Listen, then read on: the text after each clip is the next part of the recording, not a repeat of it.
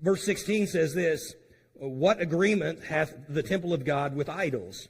For you are the temple of the living God, as God has said, I will dwell in them and walk in them, and I will be their God, and they shall be my people. Wherefore come out from among them, and be ye separate, saith the Lord, and touch not the unclean thing, and I will receive you. And here's the promise that he makes. If you do this, then I will be a father unto you, and ye shall be my sons and daughters, saith the Lord Almighty. And so he is reminding them, trying to reinstill in them this desire to live a life that's separated unto the Lord, so that the Lord can have this relationship with them that he wants, this father and child type of relationship. Now, there's obviously challenges to living a life of holiness. You and I understand this.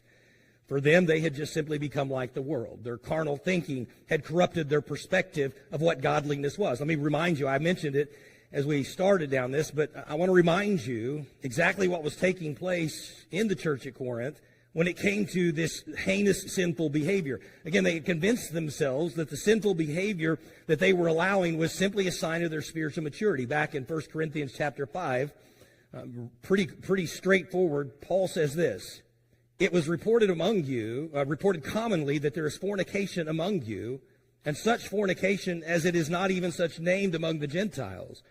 And here was the particular fornication that was taking place, that one should have his father's wife.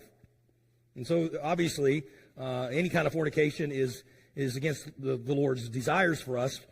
This took it to a whole other level of depravity.